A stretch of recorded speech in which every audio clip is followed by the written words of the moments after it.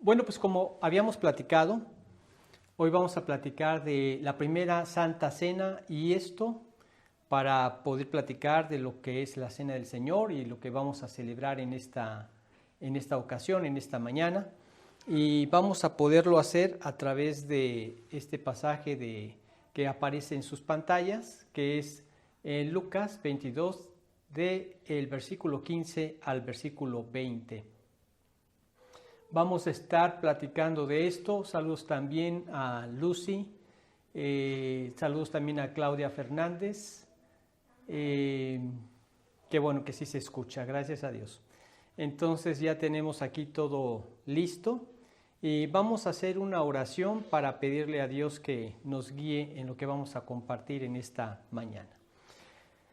Padre amado, agradecemos esta preciosa mañana que nos das la oportunidad de recordar esta Santa Cena.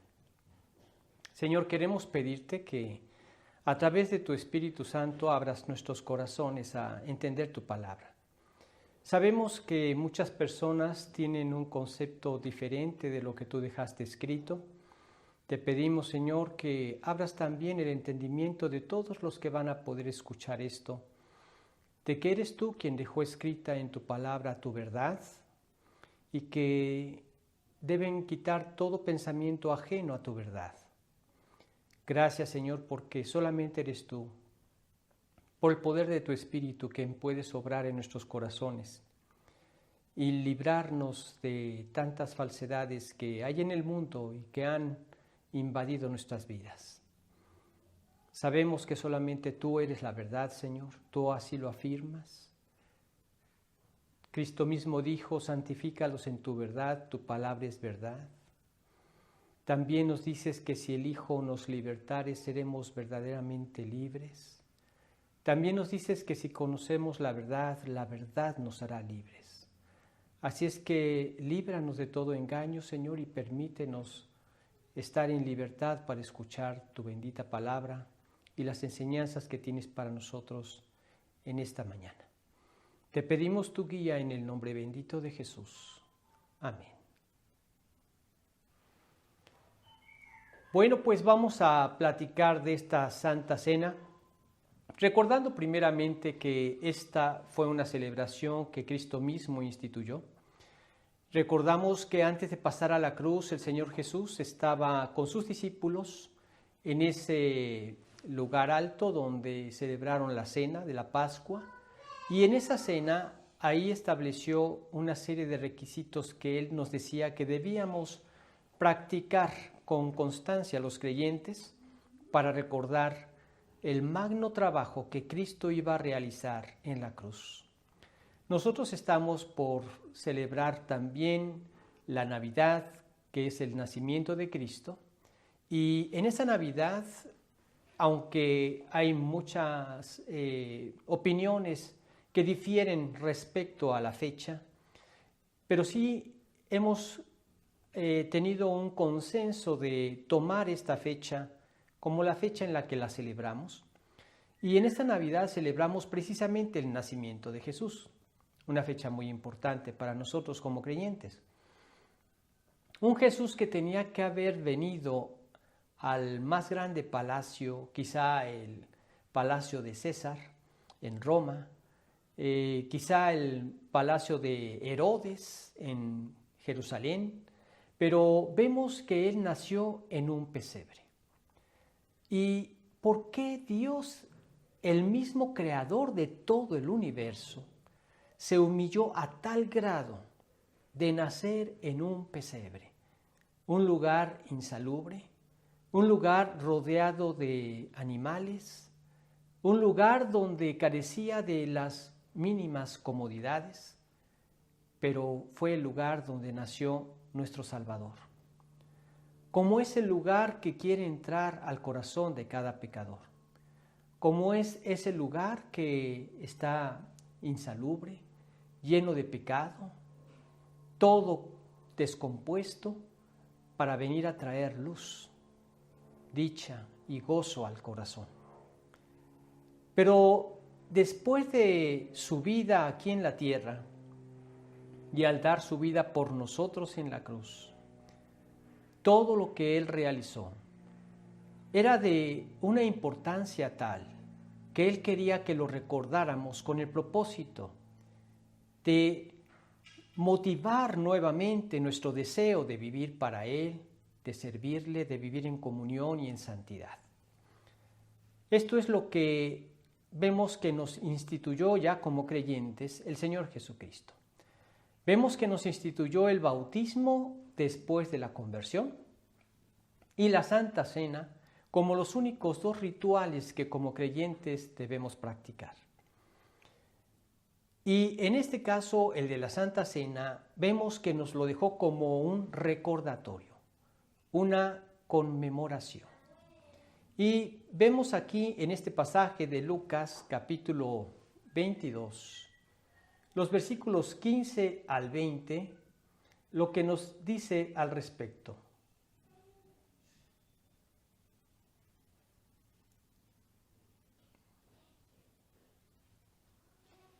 Dice lo siguiente: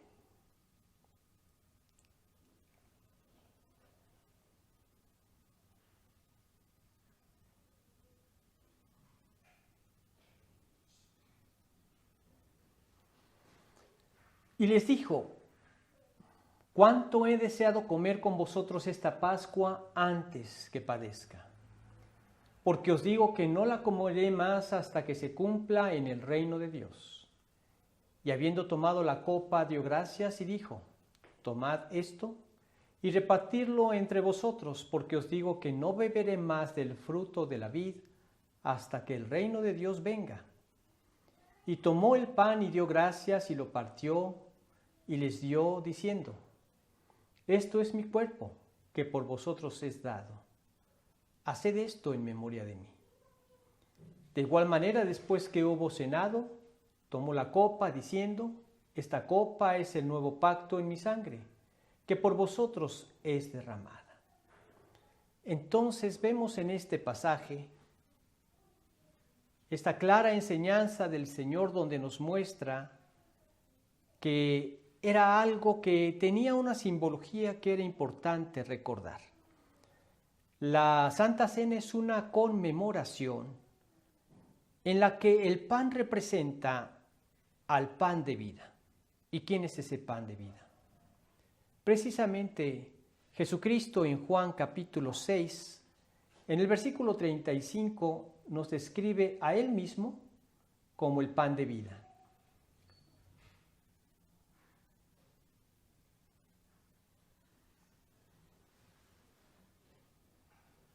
Dice: Jesús les dijo: yo soy el pan de vida. El que a mí viene nunca tendrá hambre, y el que en mí cree no tendrá sed jamás. Entonces vemos que Él mismo se describe como el pan de vida. Y nosotros podemos ver que esta Santa Cena nos recuerda eso, porque hay que entender que una conmemoración es un recordatorio solemne de algo o de alguien, especialmente a través de un acto o de un monumento. Esto es lo que dice la Real Academia Española de la Lengua.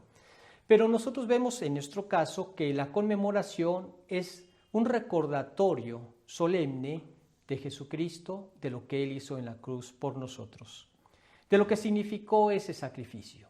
¿Y qué es lo que nosotros como creyentes conmemoramos? Bueno, nos recuerda por un lado el pan al pan de vida. Y Jesucristo dijo: yo soy el pan de vida. El que a mí viene nunca tendrá hambre, y el que en mí cree no tendrá sed jamás. Esto habla de lo que Él venía a hacer para satisfacer todas las necesidades que tenemos como humanos de justicia, todas las necesidades que tenemos de amor, de aprecio, de consideración, de buen trato, etc. Pero también nos recuerda a la copa como la sangre del Señor Jesucristo. Esa sangre que fue derramada en la cruz y que tuvo la importancia de ser derramada porque era el sacrificio perfecto que cubriría, que borraría completamente los pecados de todo ser humano. Sin embargo, es para todo ser humano, para todo aquel que cree. Esto lo dice la Escritura, a diferencia del universalismo que dice que todos ya somos salvados porque derramó su sangre para todos y ya nos perdonó a todos. No importa lo que seamos, no importa lo que hagamos, no han entendido el Evangelio de salvación.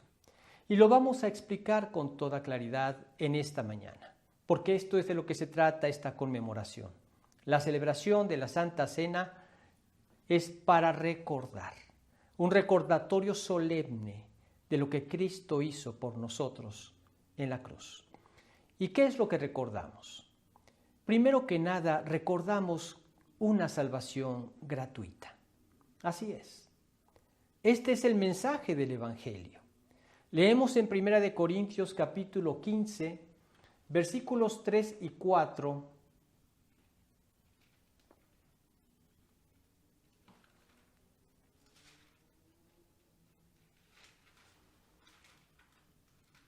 Dice: porque primeramente os he enseñado lo que asimismo recibí, que Cristo murió por nuestros pecados conforme a las Escrituras, y que fue sepultado y que resucitó al tercer día conforme a las Escrituras. Bien, ahora dice, Cristo murió por nuestros pecados conforme a las Escrituras. Tendríamos que remontarnos hasta lo que sucedió cuando Dios creó al hombre. El propósito de Dios al crear al hombre era compartir su amor con el hombre. Pero para que pudiera existir ese amor tenía que existir un libre albedrío, una libre voluntad. No podría Dios haber hecho robots, porque no podría haber lugar para el amor en un corazón robótico. Tenía que darnos un libre albedrío, una capacidad de decidir entre lo bueno y lo malo, una capacidad para escoger. Cuando Dios puso al hombre en Edén, todo estaba perfecto, todo era perfecto. Y Dios le dijo al hombre, para ver cuál era la decisión de su corazón, que solamente no podía comer de un árbol, solamente no podía comer de un fruto. Sabemos lo que pasó a través de las Escrituras, que por el engaño del diablo comieron de ese fruto. Dios les había advertido, el día que de él comiereis ciertamente morirás. Morirían en el sentido físico, porque no existía la muerte, pero también morirían en el sentido espiritual. Esto significa se separarían de Dios, pero esto a través de un acto voluntario también. El hombre, cuando tomó de ese fruto, se separó de Dios. Y el hombre quiso cubrir su falta a través de hojas de higuera, y Dios los cubrió con túnicas de pieles. Ahí Dios estableció cuál era la forma en que el hombre podría reconciliarse con Dios, y era a través del sacrificio de un animal. Dios había decretado que el día que de él comiereis ciertamente moriréis, y había que haber muerte. Pero a través del sacrificio de ese animal, del cual tomó esas túnicas para dárselas al hombre y cubrir al hombre, el hombre aprendió el camino para reconciliarse con Dios, que era a través del sacrificio. Alguien tenía que morir. Y el cordero moría en su lugar. Tomaban a un cordero que tenía que ser sin defecto, que esto hablaba de Cristo, que fue sin pecado. Tenía que poner la mano en la cabeza del cordero, aceptando que la paga del pecado, que era la muerte, se estaba cumpliendo en un sustituto, en alguien en su lugar, y tenían que degollar de una manera especial ese cordero para que no se ahogara antes de haberse desangrado. Tenía que desangrarse completamente porque en Levítico 17:11 dice que la vida de la carne en la sangre está. Entonces tenía que salir toda la vida para que se cumpliera la justicia divina de la paga del pecado, que era la muerte, en ese sustituto. Todo esto hablaba de Jesucristo, y como hemos comentado en ocasiones anteriores, cuando Juan el Bautista vio acercarse a Jesús, dijo: «He aquí el Cordero de Dios que quita el pecado del mundo». Ya no iba a ser necesario más sacrificio de animales, porque el sacrificio completo y perfecto ya había sido llevado a cabo por medio de Jesucristo. Y precisamente eso es de lo que habla el Evangelio. que Cristo Jesús vino al mundo para morir por nuestros pecados. Él fue sepultado y resucitó al tercer día conforme a las Escrituras. Todo esto fue conforme a las Escrituras, porque primeramente os he enseñado lo que asimismo recibí, decía Pablo. Y nosotros vemos que esto es lo que ahora recibimos, que el Evangelio lo que predica es precisamente esta salvación, que Cristo murió por nuestros pecados conforme a las Escrituras, y que fue sepultado y que resucitó al tercer día conforme a las Escrituras. Y esto es algo muy importante, porque el Evangelio nos ofrece una salvación gratuita a todos los pecadores. No tiene nada que ver con algún rito religioso, no tiene que ver con alguna cantidad que dieras o que te pidieran, no tiene que ver con nada de eso. Es un regalo que Dios nos dio en Cristo, porque nadie jamás podría pagar el precio de su salvación. Cuando leemos en Juan 6:23 que dice, la paga del pecado es muerte, esto fue lo que Dios decretó desde el principio. Mas la dádiva de Dios es vida eterna en Cristo Jesús, Señor nuestro, tiene un significado también muy importante. El pecado, sí, el que tiene este pecado, el que vive en su pecado, la consecuencia de su pecado es la muerte, la paga de su pecado, eso sí se tiene que pagar. Pero la salvación no se puede pagar. No es algo que nosotros podamos ganar por nosotros mismos o pagar con algo que esté a nuestro alcance dar. Dice la dádiva, mas la dádiva de Dios es vida eterna en Cristo Jesús, Señor nuestro. O sea que la vida eterna es un regalo de Dios, no es algo que tú puedas pagar. La salvación es algo que es gratuito. El Evangelio proclama la fe en Cristo como la única forma para podernos salvar. Creer en lo que Cristo hizo en la cruz. Como les he comentado con anterioridad, como el pueblo de Israel cuando fueron mordidos por serpientes, clamaron a Dios. Dios le dijo a Moisés que hiciera una asta y pusiera una serpiente de bronce. Y cualquiera que fuera mordido tendría que voltear a esa asta y sería salvado, librado del veneno. No moriría. Murieron muchos que no creyeron, pero los que eran mordidos y volteaban a ver esa asta, a esa serpiente, quedaban sanados. Y este mismo pasaje lo usa Jesús en el capítulo 3 de Juan. Y dice, y como Moisés levantó la serpiente en el desierto, así es necesario que el Hijo del Hombre sea levantado para que todo aquel que en él cree no se pierda, mas tenga vida eterna. Eso es creer.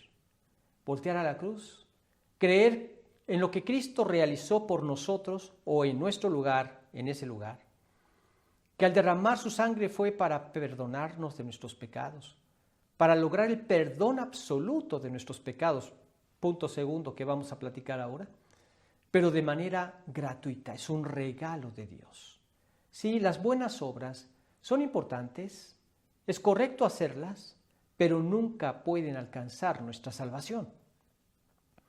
Hay muchas personas que tienen una falsa idea de que la salvación es llegar al cielo y Dios agarrará mis malas obras y mis buenas obras, y yo espero que mis buenas obras pesen más que mis malas obras y esto me dé entrada al cielo.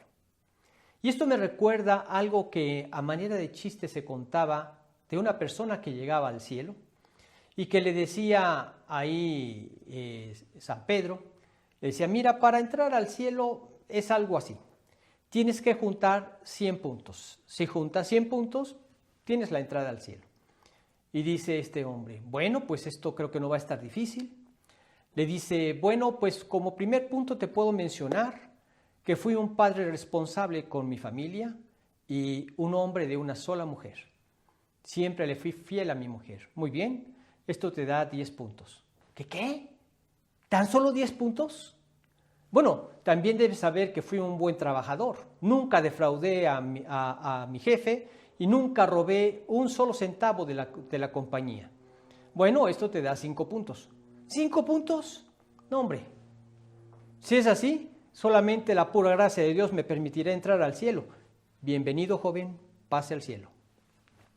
La salvación es un regalo de Dios, pero es algo que nos da a todo aquel que cree. Es gratuita, no se puede lograr con obras. Si tú quisieras lograrla con obras, bueno, tendrías que cumplir los 10 mandamientos, pero no a tu manera, sino a la manera de Dios. Conozco muchas personas que me han dicho, sí, conozco los 10 mandamientos, ¿los has vivido? Bueno, a mi manera, o creo en tal o cual religión y la llevo a mi manera, y todo es a nuestra manera. No, esto es a la manera de Dios, y la manera de Dios es infinitamente perfecta. Significa que no mentir sería no mentir nunca en tu vida, desde que naciste hasta tu muerte, y esto es imposible para el hombre. Ya no digamos no adulterar, incluye la pornografía, imposible para el hombre. Y así podríamos mencionar los otros 8 mandamientos y vemos que son completamente imposibles de cumplir a la manera de Dios. Por eso es que no hay forma en que nosotros podamos obtener por nuestras obras la salvación. Esto es algo que solamente un hombre perfecto, que cumplió perfectamente la ley, un hombre que nunca cometió pecado, un hombre que era Dios hecho hombre, pudo realizar en nuestro lugar. Y solamente a través de él podemos obtener esta salvación.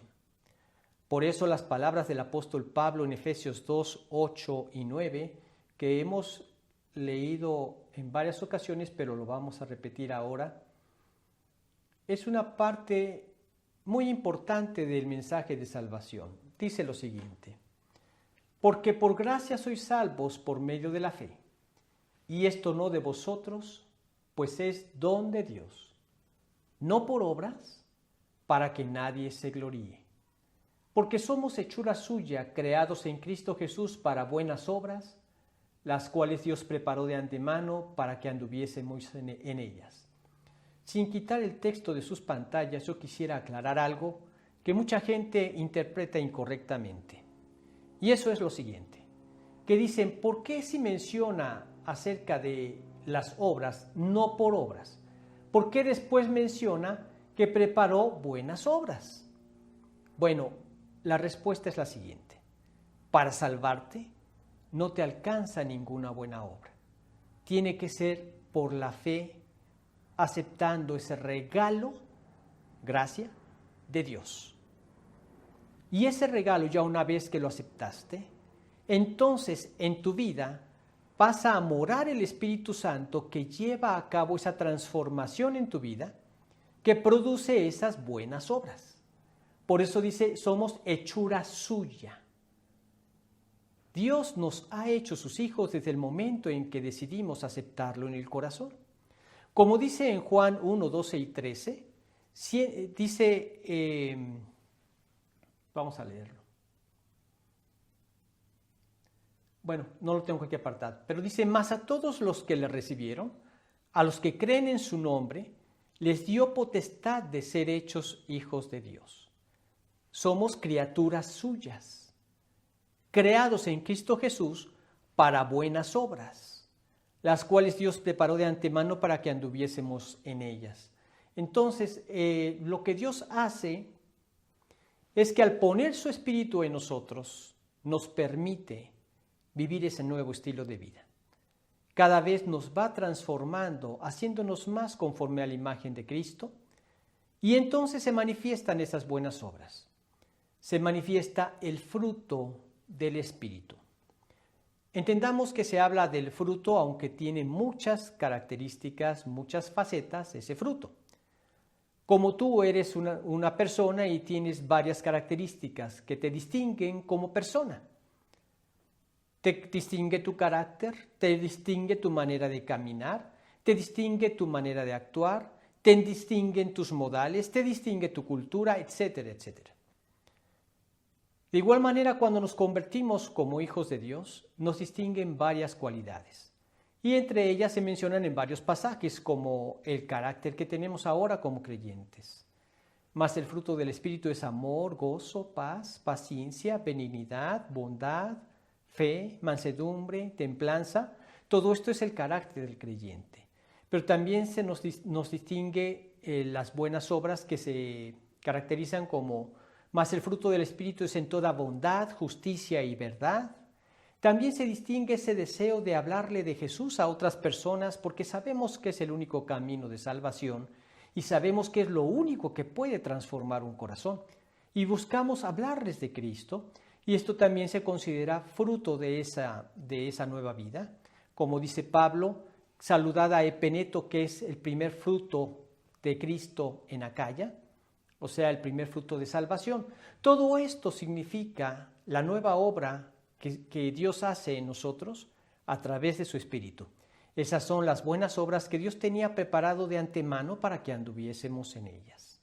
Así es que ahora nosotros, como hijos suyos, somos personas que hemos creído en el Evangelio por fe en Cristo Jesús como el único camino de salvación, y que la salvación no es por obras, sino por la fe, creyendo en el regalo que Dios nos dio en Cristo Jesús. Ahora, la celebración de la Santa Cena no es para nuestra salvación. La Santa Cena es solamente un recordatorio de lo que Cristo hizo para darnos esa salvación. Pero tiene un efecto muy poderoso. Tiene un efecto que cuando participamos en ella buscamos quitar cualquier estorbo que nos impide continuar en ese camino de comunión con Dios, en ese camino de santidad al que Dios nos ha llamado. Y esto nos lleva a retomar fuerzas para seguir viviendo la vida cristiana como debemos hacerlo. Es un recordatorio. Recordamos lo que Él hizo por nosotros y seguimos tomando fuerzas para servirle, para seguir padeciendo lo que se tenga que padecer y para llevar a cabo lo que tengamos que hacer. Es solamente un recordatorio. Dicho de otra manera, la Santa Cena nos regresa a la cruz, a recordar lo que hizo por nosotros en la cruz, a recordar de una manera solemne lo que Cristo hizo por nosotros en la cruz. Pero no solamente conmemoramos una salvación gratuita, sino que también conmemoramos un perdón completo. Esto es muy importante. Yo recuerdo que cuando disciplinaba a mis hijos, les recordaba esto. Mira, cuando hay una disciplina y fue generada por alguna falta tuya, una vez efectuada la disciplina, se acabó el problema. Ahora que mi hija tuvo que ir a hacer algunas conferencias, a México, nos quedamos mi esposa y yo con mis nietos, con David y Samuel, y nuevamente recordaba yo esto con el más pequeño, con Samuel. Le decía: cada vez que yo arreglo algo con ustedes, el asunto quedó resuelto. Ya no hay nada más por lo que tengamos que estar molestos. En este caso, también recuerdo que me pasó con uno de mis hijos que le di una disciplina y después yo seguía molesto y me recordó él este hecho. Dice: papá, ¿no nos has dicho que cuando se efectúa la disciplina ya el asunto quedó arreglado? Sí, hijo. ¿Por qué? Porque yo te siento molesto todavía. Sí, hijo, tienes razón, me siento molesto, pero ahorita lo voy a arreglar con el Señor. Me subí a orar. Después de orar, quedó el asunto arreglado. Pero no hay nada que dé más paz que esto. Saber que ya todo fue arreglado, que hubo un perdón completo de parte de Dios hacia nosotros. Fíjate muy bien quiénes participaron en esta primera Santa Cena, que fue antes de que Cristo pasara a la cruz. Estaba un hombre que había profesado morir por el Evangelio, pero que después lo negaría 3 veces. Estaba también por ahí un hombre que era un escéptico, que él decía: hasta que no vea las cosas no las puedo creer. Y dudó de lo que le contaban acerca del resucitado. Se encontraban también otras personas que también le habían profesado ser fieles hasta la muerte, pero en el momento en que el Señor estaba muriendo, todos ellos huyeron. Veamos lo que dice en Marcos capítulo 14, versículo 50.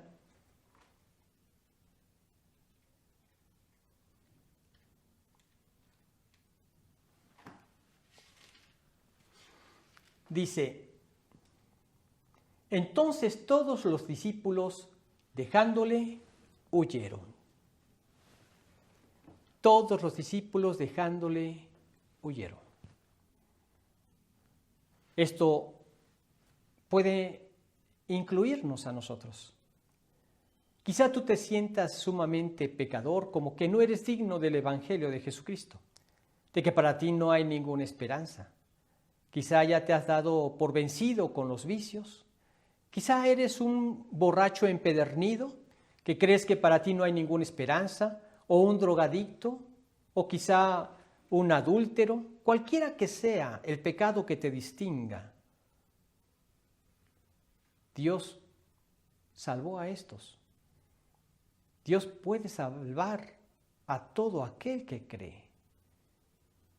Y no vemos a un espíritu muy fuerte, muy valeroso en Pedro, sino hasta después de que se convirtió al Señor y vino el Espíritu sobre él.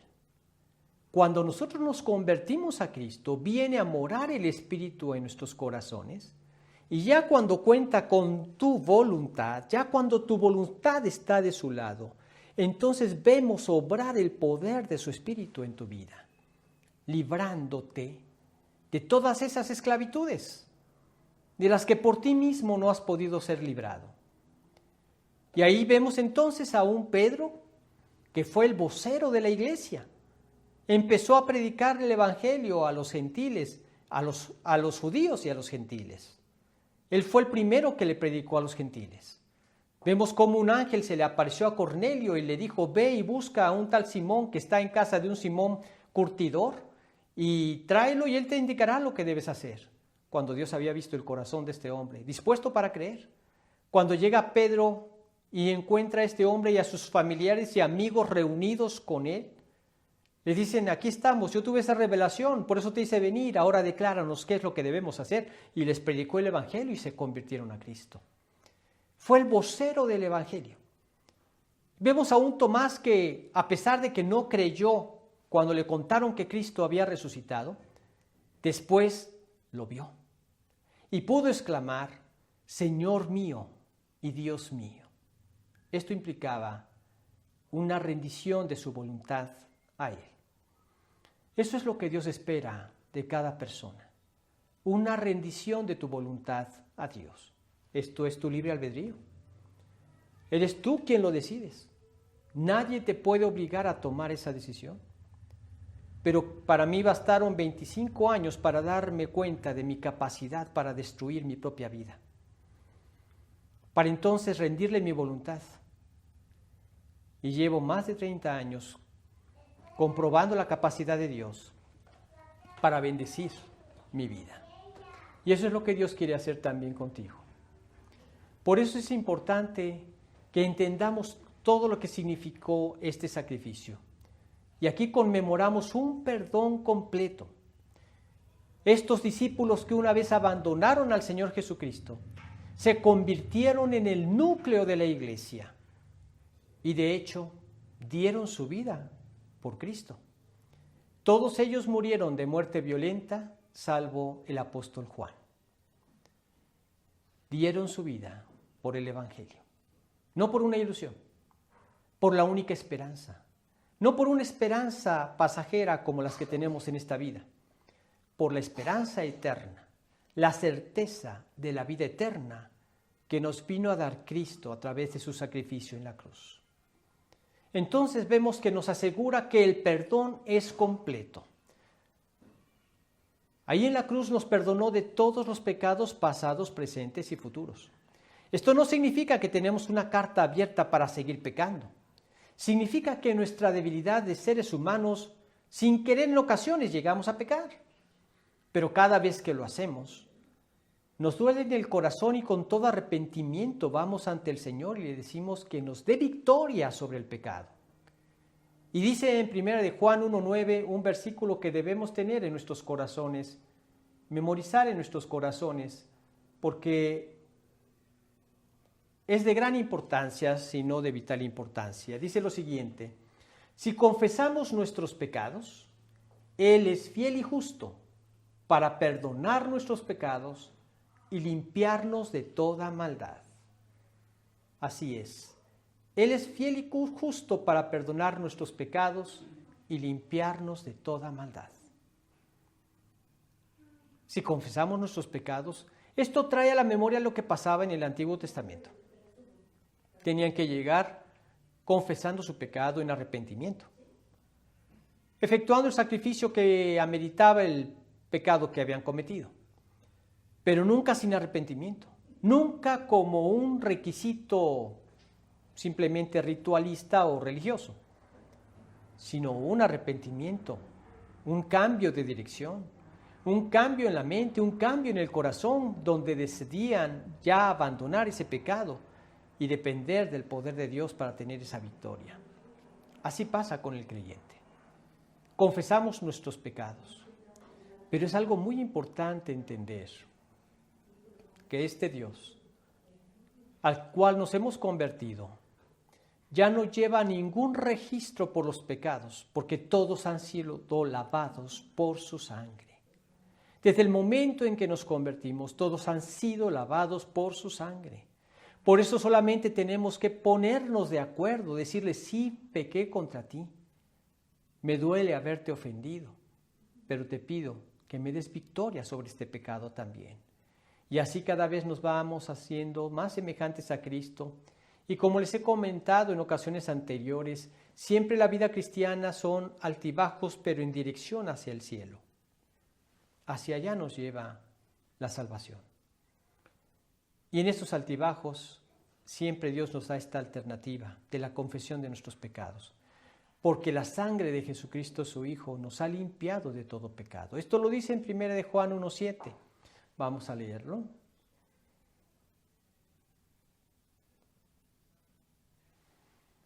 Dice, pero si andamos en luz como Él está en luz, tenemos comunión unos con otros, pero yo subrayo lo siguiente, y la sangre de Jesucristo su Hijo nos limpia de todo pecado. La sangre de Jesucristo su Hijo nos limpia de todo pecado. En Él tenemos esta hermosa salvación. Por eso es importante que nosotros entendamos esta bendición que tenemos en Cristo, un perdón completo. En Él tenemos el perdón que necesitamos. Ya no hay registro alguno. No existe computadora alguna en todo el universo que pueda seguir registrando los pecados de aquellos que han sido lavados con la sangre del Cordero. Un perdón completo. Pero también no solo conmemoramos una salvación gratuita, un perdón completo, sino también un fantástico futuro. Un futuro que quizá nunca llegaste a imaginar. Eso es lo que nos espera a nosotros como creyentes, gracias a lo que Cristo realizó en la cruz. Esto es lo que conmemoramos. ¿Sí? Estaremos con Cristo reinando en el cielo, reinando juntos en el reino venidero. Dice el versículo 16 de este pasaje que estamos leyendo, estudiando.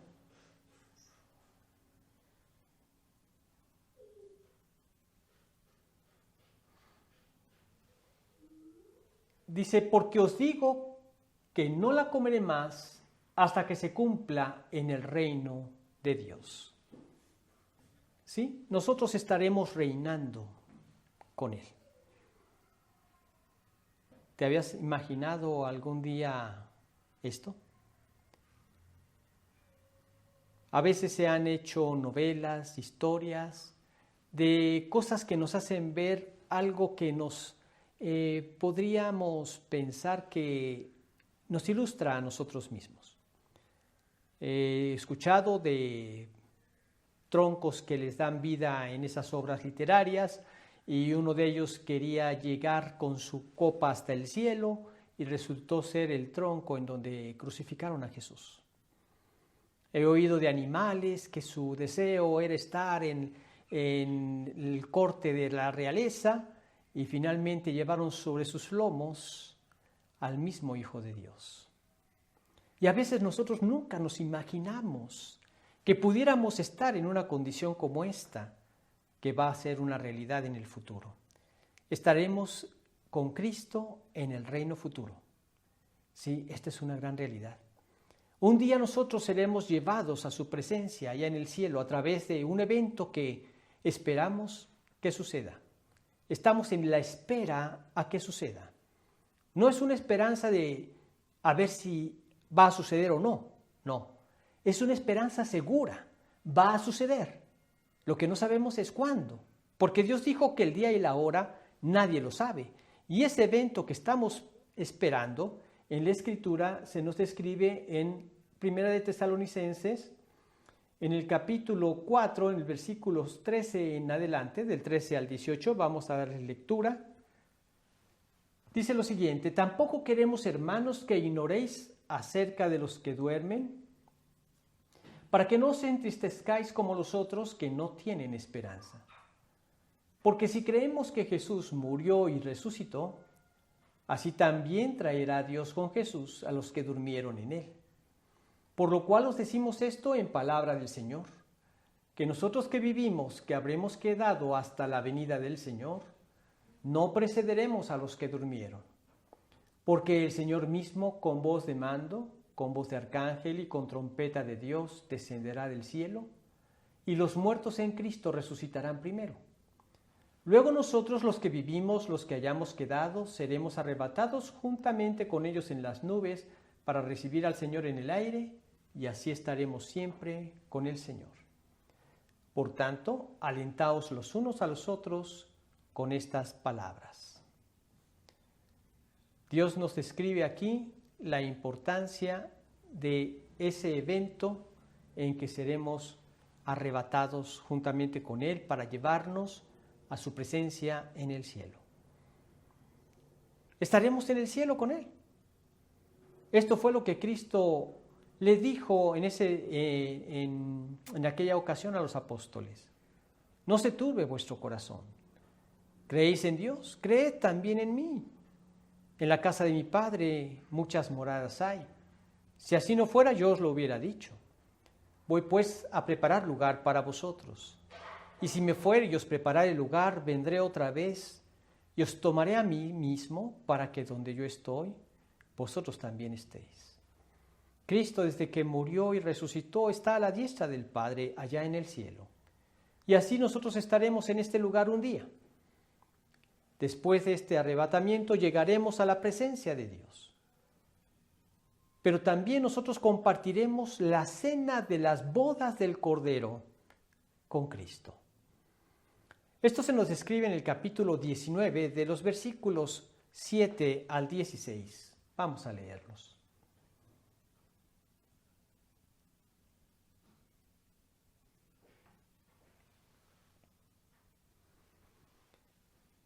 Dice: gocémonos y alegrémonos y démosle gloria, porque han llegado las bodas del Cordero, y su esposa se ha preparado, y a ella se le ha concedido que se vista de lino fino, limpio y resplandeciente, porque el lino fino es las acciones justas de los santos.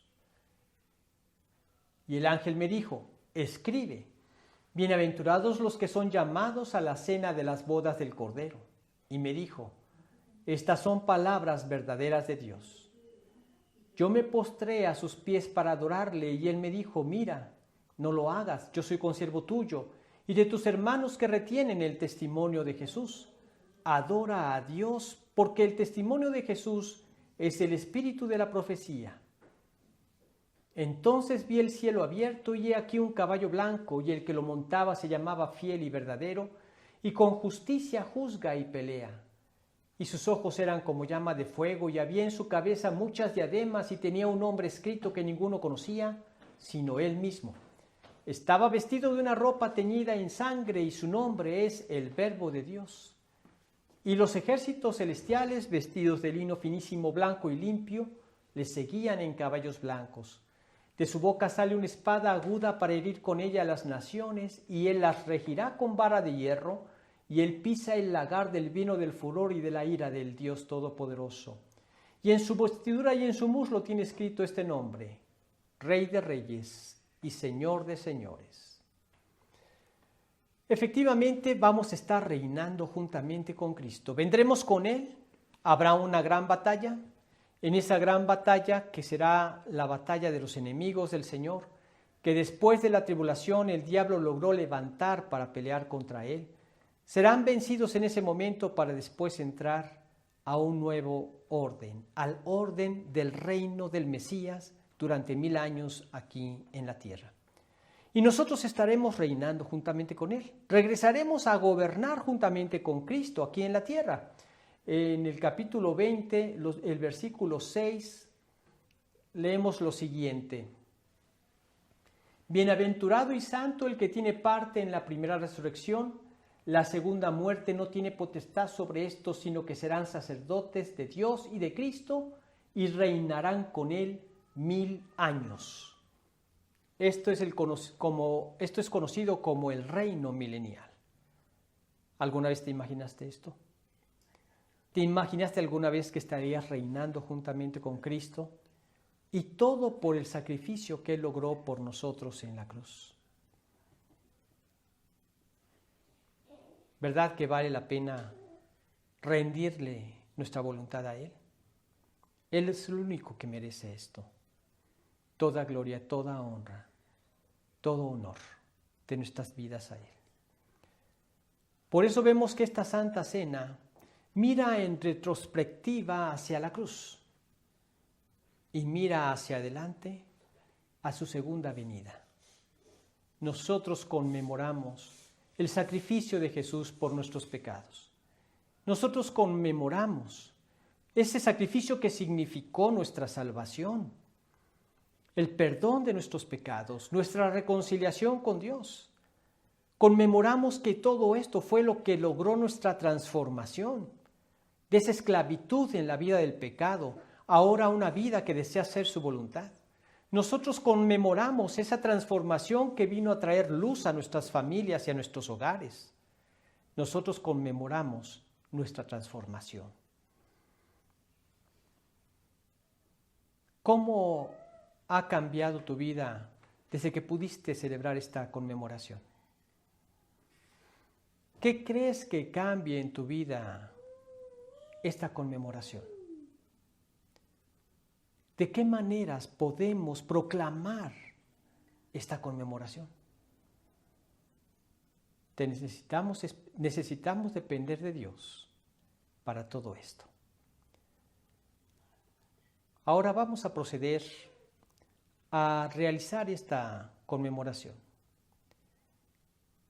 Pero para terminar el mensaje, yo quisiera recordar algo que ocurrió hace muchos años atrás, cuando se estaba buscando el Santo Grial. La búsqueda del Santo Grial era precisamente la búsqueda de esa copa de la última cena que tuvo el Señor Jesucristo con sus apóstoles. Y hay infinidad de leyendas que dicen haberla encontrado y hay una docena de copas que circulan por ahí en algunos lugares. Pero hay una novela de un tal Tennyson,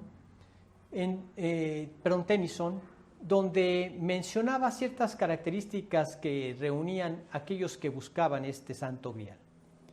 Todos aquellos caballeros del rey Arturo que iban tras de esta copa, si por alguna razón habían caído en algún fallo moral, se les decía: no eres digno para buscar esta copa. Decían que solamente un hombre en completa santidad podía encontrarla. Bueno, gracias a Dios que nosotros, como seres humanos, no necesitamos depender de ese tipo de leyendas o de novelas. Nosotros podemos ir en búsqueda de esa santidad, de esa salvación, que Dios nos da como garantía al rendir nuestra voluntad a Cristo Jesús, al aceptar el sacrificio que Él realizó por nuestros pecados, al recibirlo en nuestros corazones, levantándonos nosotros mismos de ese trono para que Él llegue a sentarse ahí a gobernar nuestras vidas. Cuando tomamos esa decisión, Él empieza a obrar ese camino de santidad, ese camino de transformación. Y es lo que nosotros recordamos a través de esta conmemoración de la Santa Cena. Yo les pido que acerquen a ustedes el jugo de uva y el pan, tanto jugo de uva como puedan tomar en un solo momento, y de igual manera un pedazo de pan que puedan consumir en un solo bocado. Voy a dar un tiempo para que se lo acerquen. La Escritura nos dice que es un momento que debemos tomar nosotros dignamente. Si hay algún pecado no confesado, pues vamos a hacerlo en este momento, vamos a hacer una oración. A través de la oración vamos a pedir nosotros a Dios el perdón de nuestros pecados para poder participar de esta cena dignamente. Vamos a orar. Padre, agradecemos en esta mañana esta hermosa oportunidad que tú nos das de recordar lo que tú hiciste por nosotros en la cruz. Agradecemos de infinito ese hermoso sacrificio de Cristo en nuestro lugar. Agradecemos ese perdón completo que tú nos has dado en su sangre.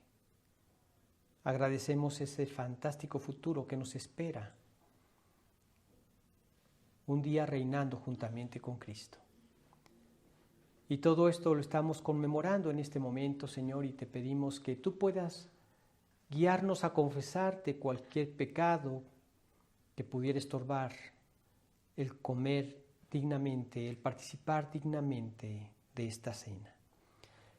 En estos momentos confiesa tus pecados dentro de tu corazón a Dios.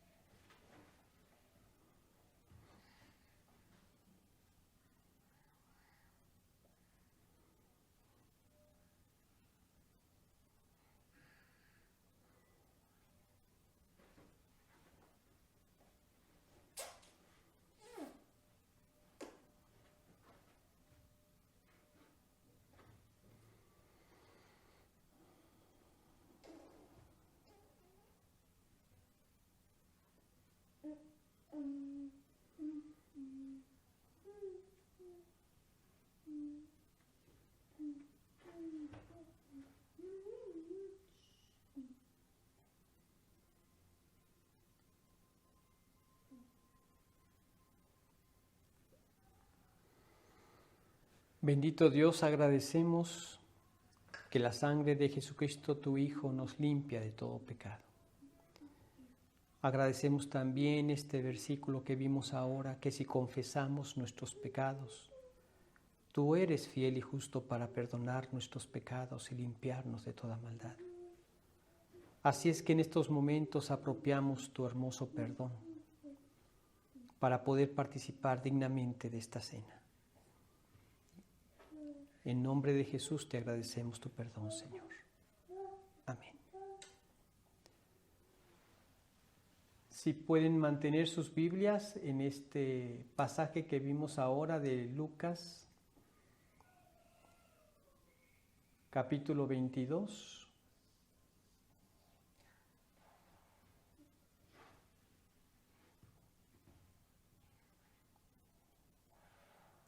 Vamos a leer a partir del versículo 15.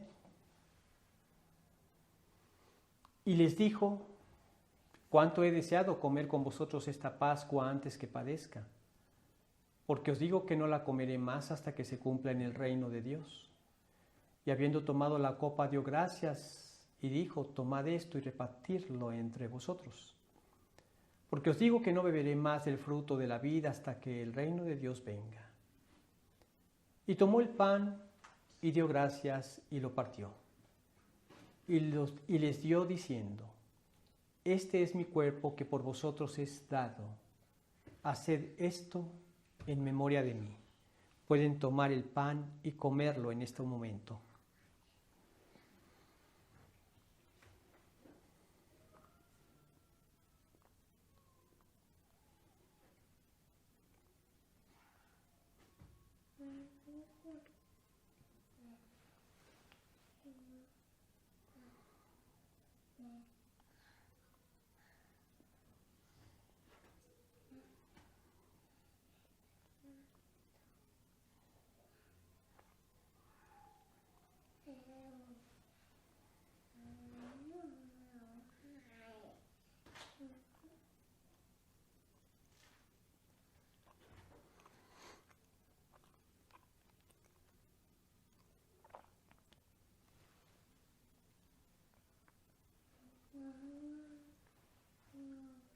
De igual manera, después que hubo cenado, tomó la copa diciendo: esta copa es el nuevo pacto en mi sangre, que por vosotros es derramada.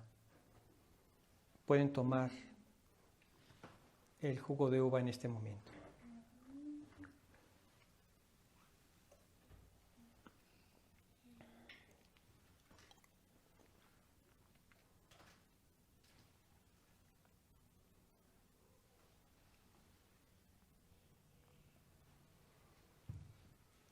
Como dice en 1 Corintios, todo esto lo hacemos en memoria de lo que Cristo hizo por nosotros en la cruz.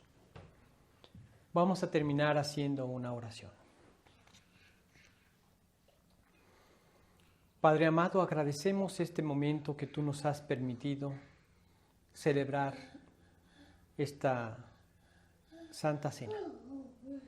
Este recordatorio solemne de lo que Cristo vino a hacer por nosotros en la cruz del Calvario. Permítenos, Señor, que cuando celebremos la Navidad con nuestros familiares y amigos, podamos compartir lo que significó ese momento y especialmente la misión que vino a cumplir. Que Él quiere también nacer en el corazón de todos aquellos que le rindan su voluntad.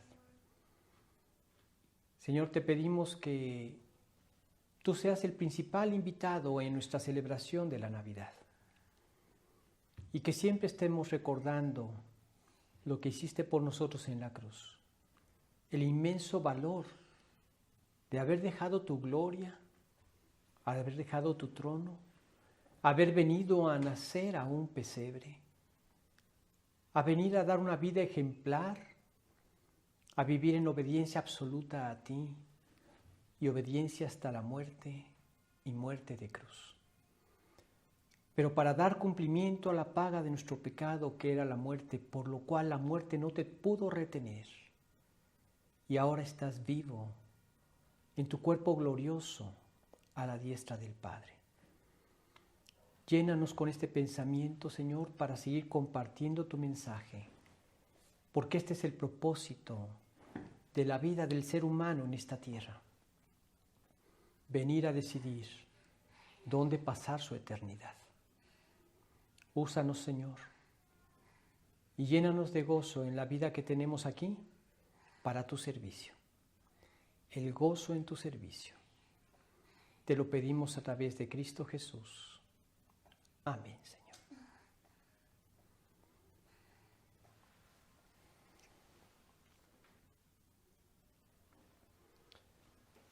Bien, pues nos vemos entonces para el próximo domingo. El próximo domingo tendremos un estudio que hablará acerca de la Navidad y vamos a poder compartir estas hermosas enseñanzas que tenemos en la Biblia respecto de esa Navidad, de la auténtica Navidad. Y pues entonces nos veríamos hasta ese domingo, hasta el próximo domingo.